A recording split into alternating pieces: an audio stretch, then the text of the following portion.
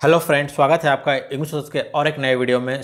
आज इस वीडियो में हम लोग बात करेंगे जो हमारा पीजीसीआर कोर्स का जो प्रोजेक्ट वर्क था हमारा MTTP 003।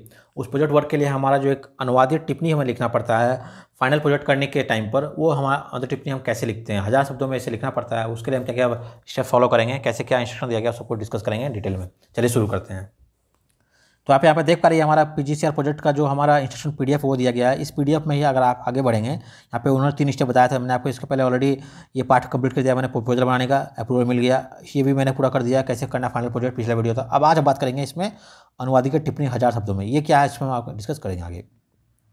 अब देखिए ये जो पीडीएफ है हमारा, इसी पीडीएफ में उन्होंने पेज नंबर 9 पे यहाँ पे कुछ उन्होंने मेंशन किया है टिप्पणी के बारे में, गाइडलाइन दिया कि आपको कैसे कैसे करके आपको ये टिप्पणी लिखना है। यहाँ पे देखिए क्या क्या पॉइंट बोला गया है। अनुवादित टिप्पणी की प्रक्रिया पर टिप्पणी, ठीक है ना। अनुवादीय क्या बोला है यहाँ पे देखिए, अनुवाद रूपांतरण की प्रक्रिया पर टिप्पणी। जो आपने जो अनुवाद रूपांतरण किया है उस पर आपका टिप्पणी क्या है। टिप्पणी मतलब कॉमेंट्स करना। आपको परियोजना के अनुवाद के साथ साथ लगभग 1000 शब्दों में एक अनुवादित की टिप्पणी भी लिखकर जमा करानी होगी। इस अनुवादित टिप्पणी में कार्य को करने के दौरान व्यवहारिक अनुभव को शब्दबद्ध करना है। मतलब आपका जो भी प्रैक्टिकल एक्सपीरियंस रहा, आपने जो काम किया ना, ये प्रैक्टिकल एक्सपीरियंस आपको क्या रहा करने का, आपको उसको यहाँ पे शब्दों में लिखना है। अनुवादित की टिप्पणी में आप निम्नलिखित पक्षों पर अपने शब्दों पर प्रकाश डालिएगा। यहाँ पे कुछ पॉइंट दिया है, बोला इसको आपको इस तरह पॉइंट को हाईलाइट करना है। क्या क्या है। पहला वाला, अनुवाद कार्य में प्रयुक्त पद्धति, जिसके अंतर्गत आपका शब्दानुवाद, भावानुवाद, पूर्णानुवाद, आंशिक अनुवाद, ये सारे शब्द को छोड़ना जोड़ना, इस वाले पॉइंट को हाईलाइट करना है। मतलब आपने इससे लिया होगा मान लीजिए हिंदी की कोई टॉपिक्स, ठीक है ना, आपको उसको करना था इंग्लिश में, और फिर था आपका रूपांतरण। फाइनल था रूपांतरण आपका, ये आपका मेन टारगेट था। लेकिन चूंकि वो हिंदी की थी, उसको पहले तो इंग्लिश में किया होगा ना, क्योंकि आपको रूपांतरण लिखना था इंग्लिश में ही। तो आपने जो ये रूपांतरण जो आपका अनुवाद किया आपने हिंदी वाले टॉपिक का, उसको अनुवाद के टाइम पर क्या क्या चीज़ें हुई आपको ये वाला पॉइंट में मेंशन करना है। सेकेंड वाले पॉइंट में क्या बोल रहा है, रूपांतरण के लिए विशेष विधा विशेष का चयन का कारण। आपने जो रूपांतरण किया है, आपने उसको किस प्रोसेस से किया है, कौन सा चीज़ का स्क्रिप्ट को लिया आपने, तो आपने ऐसा क्यों लिया। वैसे मान लिया आपने नाटक का लिया होगा मान लीजिए, या रेडियो का रूपांतरण लिया होगा, आपने क्यों उस टॉपिक का चयन किया, आपका रीज़न क्या था करने का, आपको यहाँ पे उसको बताना है अपने शब्दों में कि आपने ऐसा क्यों किया, आपको क्या वो ईजी लगा या कैसा लगा। तीसरा पॉइंट बोला गया है, अनुवाद कार्य में प्रयुक्त उपकरण। अपन जब उसको आप कर रहे थे रूपांतरण का काम या अनुवाद का काम आपने जब किया, आपने कौन कौन सा चीज़ों का यूज़ किया, टूल्स का, मतलब कौन कौन सा डिक्शनरी यूज किया, मान लिया गूगल क्रोम, जो भी आपने यूज किया, जैसे आपका क्या क्या उपकरण थे, है ना। अर्थात आपने जिन कोर्सों का उपयोग, कोर्स मतलब डिक्शनरी होता है, उन सब का उल्लेख यहाँ पे लिखना डिटेल करना है। फिर बोला है पाठ में सांस्कृतिक और तकनीकी करने हैं। आप जब आप इसको कर रहे थे मान लीजिए, तो आपको कौन कौन सा प्रॉब्लम आया। मान लीजिए कुछ कुछ, अगर आप हिस्ट्री के कोई बुक लेंगे ना मान लीजिए, तो उसमें क्या होता है ना, ऐतिहासिक हिस्ट्री को फॉर्म में उसको अलग तरीके से दिखाता है। अगर मान लिया आप कोई हिंदी का साहित्य लेंगे, उसमें जब अगर जो कवि किसी बात को बोलता है, उसका जब आप करेंगे अनुवाद रूपांतर, तो उसका थोड़ा डिफर हो जाएगा ना, क्योंकि वो शब्द का अलग भाषा, एक उसका भाव होता है उस लैंग्वेज में।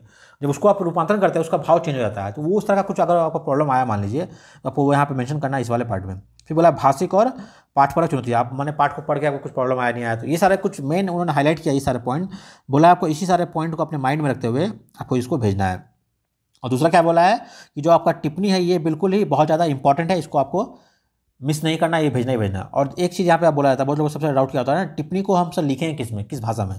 तो अगर मान लिया आपने हिंदी का कुछ बुक लिया था, है ना, तो आपका मेन काम किस में हो गया, इंग्लिश में हो गया, तो टिप्पणी भी इंग्लिश में ही होगा, ठीक है। अगर आपने इंग्लिश का कोई बुक लिया, आपका मेन काम क्या हो जाएगा, हिंदी रूपांतर, आपको टिप्पणी भी हिंदी में। कहने का मतलब क्या है, आप जिसमें मेन काम जो कर रहे हैं 3 से लेकर 4 शब्दों में जो आपने रूपांतरण का काम किया है, अगर वो आपने हिंदी में किया है तो टिप्पणी हिंदी में होगी, अगर आपने इंग्लिश में किया तो आपका टिप्पणी भी इंग्लिश में ही होगी।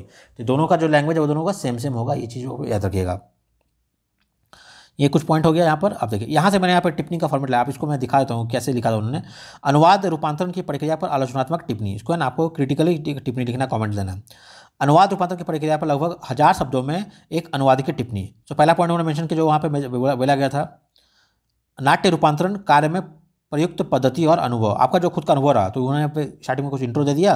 जो बुक था ना, वो हिस्ट्री का बुक था, तो लिखा चांदनी चौक तो जो मुगल का ये इस बुक था, ऐतिहासिक घटनाओं को दृश्य के रूप में यहाँ पे मंचित किया गया है, ऐसा करके बताया उन्होंने। फिर यहाँ देखिए मेन चीज़ यहाँ से हो रहा, रूपांतरण करते समय मेरे लिए सबसे उपयोगी शैली रही आंशिक रूपांतरण रही, जिसमें क्या मूल पाठ के भाव, वातावरण, जानकारी को सुरक्षित रखते हुए उस संवाद और दृश्य संरचना को ढाला जा सके।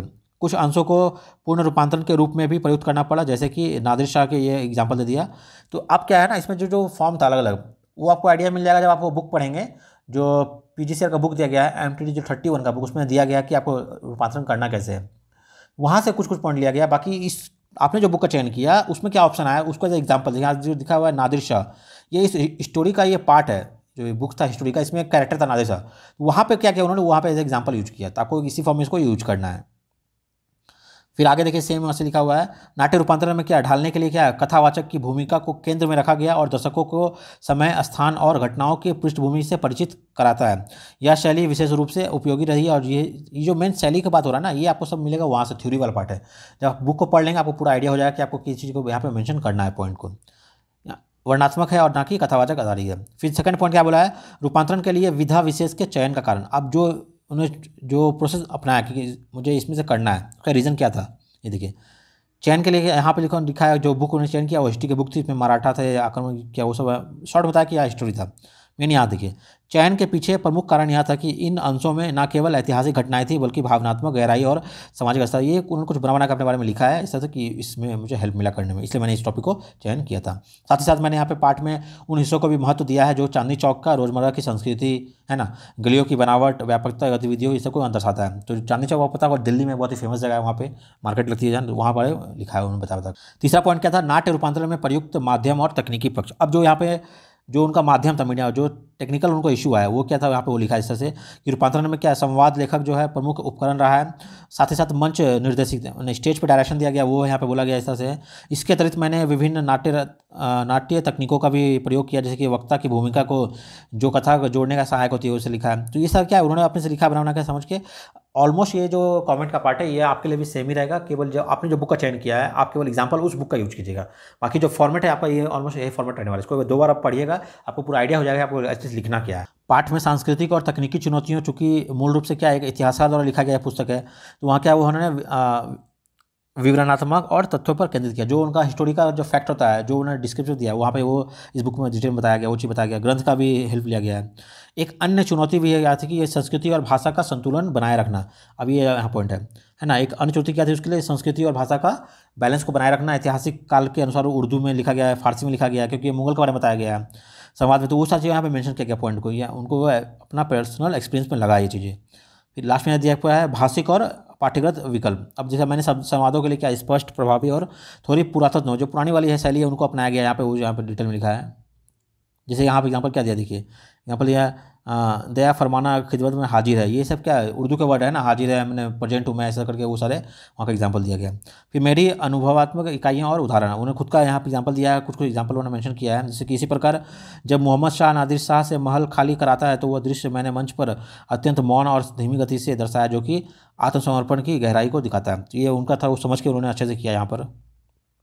फिर कौन कौन सा उपकरण यूज किया है, आप सिंपल है देखिए, साधन के लिए क्या वेबसाइट का, जैसे अंग्रेजी से हिंदी तो शब्दों का समझने के सरल शब्दों का सो कोर्स से गूगल क्रोम, इंटरनेट, जो भी आपने यूज किया है ना, इंटरनेट, गूगल क्रोम, अनुवाद, गूगल लेंस, ये सबका यहाँ पर नाम लिख दीजिए, ये भी कॉमन आएगा आपके बारे में, सेम रहेगा करके। लास्ट में फिर आप दिया निष्कर्ष कि आपका जो खुद का इसमें रहा कॉमन, जो भी आपने ऊपर लिखा है ना उसको एज ए समराइज करके लास्ट में कुछ पॉइंट में और यहाँ पर और लिख दीजिए कि मैंने यहाँ से 3 से 4 शब्दों का मैंने अनुमति मांगी थी, मुझे मिला है, मुझे रुचि करने में लगा है और मैं इसको अच्छे से कर पाया हूँ। इस नाट्य रूपांतरण प्रक्रिया में मुझे पाठ से कहीं आगे इतिहास की आत्मा को महसूस करने का अवसर मिला है, या न केवल एक सृजनात्मक लेखन प्रक्रिया बल्कि समझना और समझना का गहन अध्ययन भी है। देखिए यहाँ अच्छा से लिखा है, उनका कुछ रेफरेंस दिया है, बुक के बारे में बताया यहाँ पर करके उन्होंने एंड कर दिया। तो ये था उनका पर्सनल एक्सपीरियंस के बारे में, बहुत ही ईजी है। आप जब खुद से कर रहे हैं, जिसमें आप जो मेन काम करेंगे ना अपना रूपांतरण वाला, तभी क्या कीजिए आपने वो बुक में पेज नंबर से मार्क कर दिया, हाँ ये वाले पार्ट को मैं एज एग्जाम्पल यूज करने वाला हूँ, क्योंकि बात फिर नहीं कर पाएंगे। जिसमें आप लिख वहाँ पढ़ रहे हैं, जब आपने अनुवाद किया मान लीजिए करके, जब उसका फॉर्म तैयार कर रहे हैं, उसी में बुक में ना जहाँ पर जो ओरिजिनल बुक है वहाँ पे पेंसिल से मार्क कर दीजिए कि ये वाला एग्जांपल अच्छा है, इसको मैं अपने टिप्पणी में लिखने वाला हूँ, तो वहाँ पे मार्किंग करके छोड़ दीजिए। जब आप टिप्पणी लिखना शुरू करेंगे काम होने के बाद, तो फिर वहाँ से वो एग्जांपल को लेकर वहाँ पे लिख दीजिएगा, जैसा करके एक अच्छे से आपका ये ओवरऑल तैयार हो जाएगा। तो ये टिप्पणी बहुत ज़्यादा जरूरी है, इसको छोड़ना नहीं है, क्योंकि आपका जो मेन काम है वो तो जरूरी है, बिना टिप्पणी का वो चेक नहीं होने वाला है, ऐसे आपको टिप्पणी भी भेजना पड़ेगा। और उन्होंने 1000 शब्द बोला है, आप 900 में, 800, 900, 1000, 1550 में उसके आसपास लिखिए, आपका कोई प्रॉब्लम नहीं, चल जाएगा, कोई दिक्कत नहीं। बाकी इसको मैं कैसे बोलूँगा, आप आराम से 2 बार 3 बार पढ़िएगा, इस वाला पीडीएफ को देखिए अच्छे से कैसे उन्होंने लिखा है, आपको एक माइंड में आएगा आइडिया कि हाँ मुझे इस फॉर्मेट में लिखना है, फिर आप अपना लेकर आप वहाँ से लिख पाएंगे। फिर भी अगर कुछ प्रॉब्लम आ रहा है आपको, मुझे आप प्लीज़ कमेंट कीजिए, मैं आपका हेल्प करने की कोशिश करूँगा। या सब मैं यहाँ पे ये टेलीग्राम ज्वाइन की, यहाँ पे सब आपको पीडीएफ मिल जाएंगे, यहाँ पे मेरा चैट ग्रुप है, यहाँ पे ज्वाइन कर सकते हैं आप, या मेरा मेल पे आप भेज सकते हैं, कोई भी रिक्वेस्ट है जो आपको हेल्प होगा, मैं आपका हेल्प करने की पूरी कोशिश करूँगा। उम्मीद करता हूँ वीडियो पसंद आया होगा। चलिए मिलते हैं अगले वीडियो में।